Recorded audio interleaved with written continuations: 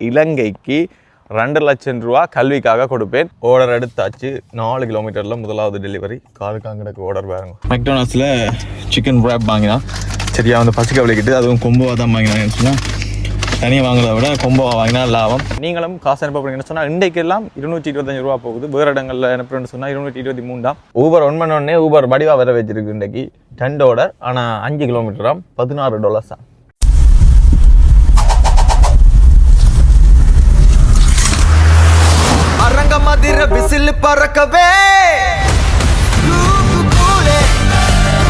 வணக்கம், நான் சகேன்.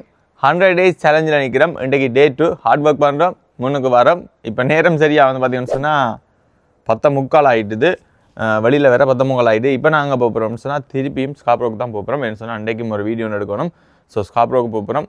அதோட வெளியில் வந்து பார்த்தீங்கன்னு சொன்னால் பெரிய ஒரு சம்பவம். நேற்று வேறு மாதிரி இருந்தது, இன்றைக்கு வேறு மாதிரி இருக்குது. ஒவ்வொரு நாளும் ஒவ்வொரு மாதிரி இருக்க போகிறது. இந்த 100 days முடிகிற கிடையில் என்னென்னலாம் நடக்க போதோ தெரியலை. அதோட இந்த வீடியோ ஷேர் பண்ணுங்க, கமெண்ட் பண்ணுங்க, லைக் பண்ணுங்க. இந்த 100 days முடிகிறாண்டு அடுத்த நாள் 101வது நாள் இலங்கைக்கு 2 லட்சம் ரூபா கல்விக்காக கொடுப்பேன். அது யாருக்கு எப்படி எல்லாம் போக போகுதுன்றது தெரியலை. நேற்று வீடியோ வந்து போட்டான். ஒரு குறிப்பிட்ட பிள்ளைகளை தேர்ந்தெடுத்து புத்தகம் கோப்பி கொடுக்குற மாதிரி 2-3 அண்ணாக்கள் அடித்து அட்வைஸ் மாதிரி சொன்னவங்க வித்தியாசமாக கொடுக்கலாம்னு சொல்லி இந்த ஜேர்னியை வந்து ஸ்டார்ட் பண்ணி கொண்டு போக எல்லாரும் ஐடியாக்களும் பெறும். அதை என்ன மாதிரி கொடுக்கலாம்ன்றதை அப்புறம் யோசிக்கிறேன். பட் ஆனால் 2 லட்சம் ரூபா கல்விக்காக கொடுப்பேன். அதில் எந்த விதமான மாற்றமும் இல்லை. ஸோ உங்களுடைய சப்போர்ட் இருந்தால் இன்னும் நிறைய சேலஞ்ச் செய்து இன்னும் நிறைய உதவிகளும் செய்யலாம். வெளியில் வேறு இந்த வெதர்ங்களை விட்டு இந்த முறை போகிற மாதிரியே தெரியலை. சரியான அந்த முறை வருடங்களுக்கு பிறகு கிட்டத்தட்ட ஒரு 5 வருஷத்துக்கு பிறகு இந்த வருஷம் கூட நிறைய பேர் சொல்கிறார்கள். போன வருஷமே அப்படி தான் சொன்னார்கள்.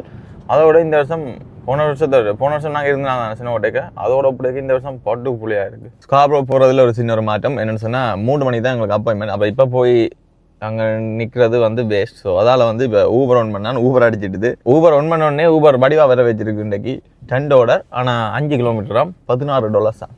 பரவாயில்லை, ஈஸி மணி, நல்ல காசு கிடச்சிருக்கு. ஓகே, இதை எடுத்து கொடுத்தோன்னா அடுத்தடுத்து அடிக்கும். அப்படியே உங்களுக்கு காட்டுறேன். இந்த வீடியோ பார்க்குற மூலம் உங்களுக்கு பயனில்லைன்னு நீங்கள் யோசிக்காதீங்க. நான் கனடாவில் எப்படியெல்லாம் காசு உழைக்கிறேன். மற்றது இப்போ கனடாக்கு நீங்கள் புதுசாக வர போகிறீங்கன்னு சொன்னால் இங்கே வந்தால் என்ன மாதிரி இருக்கும், என்னென்ன வேலை செய்யலாம்ன்றதெல்லாம் வந்து நீங்கள் ஈஸியாக வந்து பார்த்துக்கொள்ளக்கூடிய மாதிரி இருக்கும். ஊபர் மட்டும் இல்லை, வேறு ஜாப் செய்கிறாக்களோடையும் நிறைய காணொலிகள் எடுத்து போடுறேன். அவர்களுடைய அனுபவங்கள் எல்லாமே வரும். கண்டினியூவாக வீடியோ பாருங்க, தொடர்ந்து எங்களுடைய சப்போர்ட் பண்ணுங்க. இப்போ இந்த ஆர்டர் வந்து எடுக்க போகிறேன். ஆர்டர் எடுத்தாச்சு. 4 கிலோமீட்டரில் முதலாவது டெலிவரி. காலுக்காங்கடக்கு ஆர்டர் பாருங்க. பின்னுக்கு 4 பேக், பட் 2 பேருக்கு தான் வெளிக்கிட்டாச்சு. பட் இந்த சினோவட்டைக்க கார் வர்றதும் ஒரு என்னென்னு சொல்கிறது, விபத்துக்களை தாண்டி கொஞ்சம் வைப்பாக இருக்கும், ஃபன்னாக இருக்கும். வழுக்குங்க அப்படி அங்கே இன்ஜின் எல்லாம் போகும். ஆனால் சரியான ஆபத்து. அதுக்கேற்ற மாதிரி தான் ஓடணும். இப்படியான சினோக்கள் ஓகே. கெவியாக கொட்டிச்சோன்னு சொன்னால் கொஞ்சம் கடினம். ஆனால் இந்த கிளைமேட் வந்து நல்லா இருக்குது. நேற்றும் நல்ல வெதர் சூப்பராக இருந்தது. இன்றைக்கு நல்லா இருக்குது. நேற்றான ஃபுல்லாகவே மழை. நான் நேற்று வீடியோ ஸ்டார்ட் பண்ணலேருந்து வீடியோ முடிக்க மட்டும் மழை தான். அடுத்த ஆர்டரும் அடிச்சுது கேல்சிஸில். இந்த கடையெல்லாம் போய் எடுக்கணும். இது $6 அடிச்சது. 2 கிலோமீட்டர் உண்டு. இதுதான் 2வது ஆர்டர். முதல் ஆர்டர் அப்படியே கொடுத்துட்டு அம்மாவோட ஃபோன் காய்ச்சல். இப்படி ஊபரோடக்க வீட்டுக்காரோட கதைக்கலாம். ஏன்டா ஃப்ரீடம் கூட இந்த வேலை. இனிமையான பொழுதில் நிற்கிறோம். இனிமையான கிளைமேட். அடுத்த ஆர்டருக்கு வெயிட் பண்ணுறேன். அதையும் கொடுத்துட்டு வந்துட்டேன். இப்போ பாருங்க, இதில் ஏர்னிங் வந்து $6.72 வந்து காட்டுது. பட் ஆனால் இன்னும் வந்து இந்த டிப்ஸ் வந்து வரையில. டோட்டலாக அடித்தது வந்து ஒவ்வொரு ஆர்டரும் வந்து 1 மணி நேரத்துக்கு பிறகு தான் வரும். இப்போ நீங்கள் கனடாவுக்கு இப்போ புதுசாக வந்திருந்தால், இப்போ உங்களுக்கு வேலை இல்லாமல் இருக்கிறீங்கன்னு சொன்னால் இந்த ஊபர் வந்து நீங்கள் செய்யலாம்.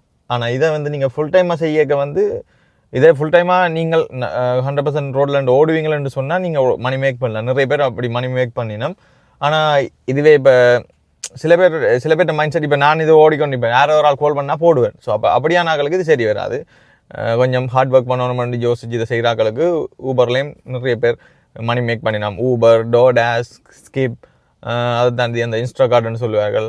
அப்படி நிறைய இருக்குது. இந்த டெலிவரி செய்கிற ஷாப்பிங் பண்ணுறது, ஸ்பார்க் டிரைவரோ அப்படி எல்லாம் இருக்குது நிறைய. எனக்கு தெரிஞ்ச ஆப் நான் சொல்லியிருக்கேன். இதை விட நிறைய இருக்குது. டெலிவரி செய்கிறது, மற்றது ஊபர் ரைடு பிக்கப் பண்ணுறது, லிஃப்ட் இருக்குது, ஹோப்னு சொல்லி இப்படி நிறைய மணி மேக் பண்ணக்கூடிய காரை வச்சு மணி மேக் பண்ணக்கூடிய ஆப்புகள் வந்து கனடாவில் நிறைய இருக்குது. அமேசானுக்கு பொருள் வந்து டெலிவரி பண்ணுற அப்படி நிறைய டெலிவரி வேலையாலே நிறைய பேர் வந்து மணி மேக் பண்ணினோம். ஸோ இப்படியும் வந்து காசு மேக் பண்ணலாம். இப்படியான இந்த ஊபர் எல்லாம் ஓடுறதுக்கு நீங்கள் புது கார் தான் வாங்கணுமெண்டெல்லாம் இல்லை. $2,000 $1,500 கனடாவில் கார் வாங்கலாம். ஸோ இப்படி சின்ன ஆரம்பிச்சு காசை சேவ் பண்ணி உங்களோட லைஃப்பை வந்து நீங்கள் மாற்றிக்கொள்ளக்கூடிய மாதிரி இருக்கும். இது மட்டும் இல்லை, நிறைய வீடியோக்கள் வந்து போடுவேன். என்ன மாதிரி காசு ஏர்ன் பண்ணலாம், என்னென்ன தகுதி வேணும். இப்போ இந்த ஊபரெல்லாம் நீங்கள் ஓட போகிறீங்கன்னு சொன்னால் நான் ஆல்ரெடியே ஊபரோட வீடியோக்கள் வந்து போட்டிருப்பேன். G லைசன்ஸ் இருந்ததுன்னு சொன்னால் ஓடலாம், G2 இருந்தாலும் நீங்கள் ஓடலாம். என்னென்னு சொன்னால் உங்கள்ட்ட ஒரு காருக்கு இன்சூரன்ஸ் போட்டிங்கன்னு சொன்னால் சரி, ஊபருக்கு நீங்கள் அப்ளை பண்ணிங்கன்னு சொன்னால் ஊபர் உங்களுக்கு கிடைக்கும். குறிப்பாக ஒர்க் பெர்மிட் பண்ணும் உங்களுக்கு. நீங்கள் ரிவ்யூஜி கேட்டகரியில் இருந்தாலும் பிரச்சனை இல்லை. நீங்கள் எந்த ஒரு கேட்டகரியில் இருந்தாலும் உங்களுக்கு ஒர்க் பெர்மிட் ஒன்று கனடாவில் நீங்கள் வேலை செய்கிறதுக்கான உரிமம் இருந்ததுன்னு சொன்னால் நீங்கள் இந்த ஊபர் இந்த டெலிவரி வேலைகள் வந்து செய்யலாம். ஸோ இதை மாதிரி ஒவ்வொரு வீடியோலையும் பிரியோசனமான தகவல்களும் உங்களுக்கு ஷேர் பண்ணுவேன். கனடாக்கு நீங்கள் புதுசாக வர போகிறீங்கன்னாலும் உங்களுக்கு ஹெல்ப்ஃபுல்லாக இருக்கும். இப்போ நான் விசிட்டிங் விசால வாராக்கள் வந்து லைசன்ஸ் எடுக்கலாம் சொல்கிறார்கள்.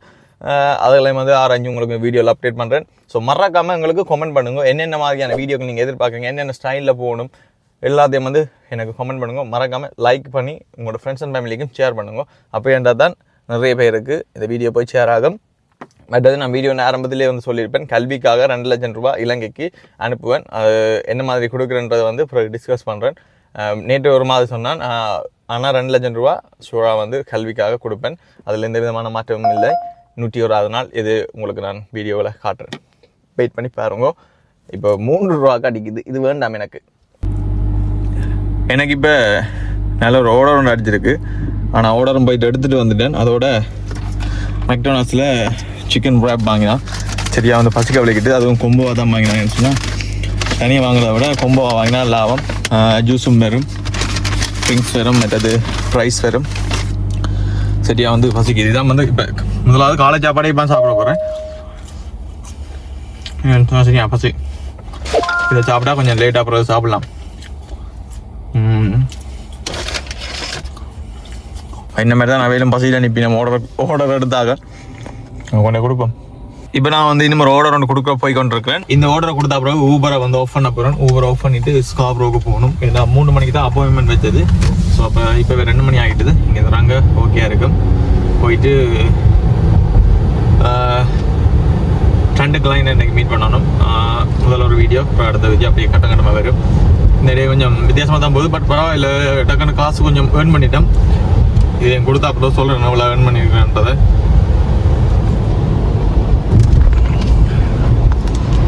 அதை விட இந்த கனடா பாருங்க இன்னும் ஒரு அழகாக இருக்குது. சினோ கொட்டினா தான் கனடா, இல்லாட்டி அது வேறு நாட்டில் நிற்கிற மாதிரி இருக்கும். எங்களோட ஊரில் நிற்கிற மாதிரியும் ஃபீல் ஆகும் சில நேரங்களில், சில இடங்களை பார்க்க. இப்போ பாருங்க, இப்போ அந்த வேறு ஒரு நாட்டில் நிற்கிற மாதிரி ஒரு ஃபீலே வருது. நல்ல நல்ல அழகான வீடுகள், மரங்களில் இலைகள் இல்லை, அந்த மரக்கிளைகளில் சினோ கொட்டி இருக்கு பாருங்க. சரி, இப்போ நான் வந்து ஊபரை வந்து ஆஃப் பண்ணிட்டேன். இப்போ நான் வந்து எங்கே போகிறேன்னு சொன்னால் GTA Square மால் அடிக்கு தான் போகணும். அதெல்லாம் ஒரு மீட் பண்ணி அவருக்கு வீடியோ எடுத்துகிட்டு பிறகு நாங்கள் மார்க்கம் ஸ்டீல் அடிக்கும் போகணும். அப்படியே காட்டுறேன். 47 நிமிஷம் காட்டுது பாருங்க. 53 கிலோமீட்டர். நம்ம வந்து கிட்டத்தட்ட எங்கிட்ட யாழ்ப்பாணம் எங்கிட்ட சிறப்படி நீர்வேலியிலேருந்து கிட்டத்தட்ட கிளிநொச்சி அளவு தூரம் ஒவ்வொரு நாளும் பயணம் செய்கிறேன்னா. கிளிநொச்சி ஒன்று சொல்லலாம் இல்லையா, கிளிநொச்சி அளவு தூரம் பயணம் செய்து, கிளிநொச்சி அளவு தூரம் தான் பயணம் செய்கிறேன் ஒவ்வொரு நாளும், போகிறது வாரது. சிலது 2 தரமும் போய் வந்திருக்கிறேன். இன்னும் 9 கிலோமீட்டர் காட்டுது. மழையை பார்த்தா கொஞ்சம் பயங்கரமாக தான் பெய்து கொண்டு இருக்கிறது பாருங்கோ. கனடாலே நீ மழை காலம், சினோ காலமும் மழை தான். ஆனால் அது குளிரால் சினோவாக கொட்டுது. இனி அது கொஞ்சம் கொஞ்சமாக குளிர் குறைய மழை தண்ணியாக ஊற்றுனுது. இனி எல்லாமே கரைஞ்சி போயிடும். சரி, ஓகே, இப்போ வந்தாச்சு. நேற்று வந்த பிளாஸா தான் நான் யூனிட் நம்பர் விசிட்டிங் விசா சம்மந்தமான வீடியோ தான் செய்யணும். ஸோ அதுக்கு தான் போகிறேன். என்னுடைய டேயை பார்த்தீங்களா, முதல் வந்து நான் வந்து GTA Square மால் அடியில் நின்ற நான் இப்போ மார்க்கம் ஸ்டீல் அடிக்கு வந்துட்டேன். இதில் 5 இயர் மணி ட்ரான்ஸ்ஃபர்னு சொல்லி நீங்களும் ஊருக்கு காசு அனுப்ப போகிறீங்கன்னு சொன்னால் உங்களுடைய சொந்த நாடுகளுக்கு இலங்கைக்கோ இல்லைன்னு சொன்னால் வேறு நாடுகளுக்கோ எந்த நாடுனாலும் பிரச்சனையே இல்லை. உங்களுடைய நாடுகளுக்கு நீங்கள் காசு அனுப்ப போகிறீங்கன்னு சொன்னால் ஃபைனியர் மணி ட்ரான்ஸ்ஃபருக்கு வாங்கும், நல்ல ரேட்டுக்கு உங்களுக்கு காசு வந்து அனுப்பி தருவினோம். அதை தாண்டி கார் லொக் பண்ணுன்ற மாதிரி அதோட நீங்கள் மணி எக்ஸ்சேஞ்ச் செய்ய போகிறீங்கன்னு சொன்னாலும் இவங்கள்ட்ட வந்து நீங்கள் செய்து கொள்ளக்கூடிய மாதிரி இருக்கும். காசு அனுப்பலாம், காசு மாற்றலாம், அதோட நகை அடைவு சேவையும் வந்து இவங்க செய்கிறாங்க.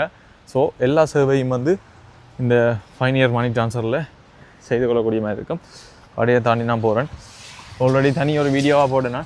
இதான் வந்து கடை பாருங்க, ஃபைனியர் மணி ட்ரான்ஸ்ஃபர்னு சொல்லி. இப்போ இதை தான் வந்து வீடியோ இருக்கிற வந்து நான் அது வந்து டிக்டாக்ல ப்ரொமோஷன் வீடியோ போடுறதுக்கு.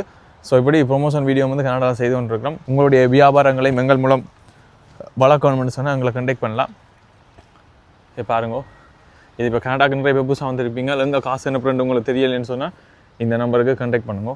ஃபைனியர் மணி ட்ரான்ஸ்ஃபர். மார்க்கம் ஸ்ட்ரீட்டில் 3 பில்டிங் இருக்குது. ஒன்று ப்ளூ பில்டிங், ரெட் பில்டிங், அடுத்தது இந்த yellow பில்டிங். அதெல்லாம் இந்த ஃபைனியர் மணி ட்ரான்ஸ்ஃபர் இருக்குது. ஃபைனியர் மணி ட்ரான்ஸ்ஃபர் வந்து இப்போ வீடியோ எடுத்துட்டேன். நீங்களும் காசு அனுப்ப போகிறீங்கன்னு சொன்னால் இன்றைக்கெல்லாம் 225 ரூபா போகுது. வேறு இடங்களில் அனுப்புறேன்னு சொன்னால் 223 தான். ஸோ நல்ல ப்ரைஸை கொடுக்குறாங்க. அனுப்பக்கூலி வந்து பார்த்தீங்கன்னு சொன்னால் நான் $10. அதோட நீங்கள் சகல நாட்டுக்கும் காசு வந்து அனுப்பிக்கொள்ளக்கூடிய மாதிரி இருக்கும். ஓகே, இப்போ என்னுடைய வேலை எல்லாமே வந்து இங்கே முடிஞ்சுது. இப்போ திருப்பி நான் ஓமம்பிலுக்கு தான் போகணும். அதோட வீடியோ எடிட்டிங் எல்லாம் இருக்குது. இங்கே பாருங்க, இன்றைக்கி விடிய எழும்பி காரை தான் க்ளீன் பண்ணுவோம் அப்படின்னு யோசிச்சேன்னா விடிய வெளியில் வந்தால் சினோ வந்து கொட்டிச்சு. அப்போ ஒன்றுமே செய்ய முடியாமல் போயிட்டு என்ன செய்கிறது, சினோ எல்லாம் முடியட்டும், வடிவாக இருக்கா க்ளீன் பண்ணுவோம். வேண்டா இப்படியே விட்டோம்னு சொன்னால் கீழே எல்லாம் ஃபுல்லாக போயிடும். அதுதான் ஒரு பிரச்சனை. நான் இப்போ வீட்டடிக்கே வந்துட்டேன். இந்த பாருங்கோ வந்தாச்சு. இனி இப்போ இந்த கேமரா பேக்குகளை தான் எடுத்து வைக்கணும்.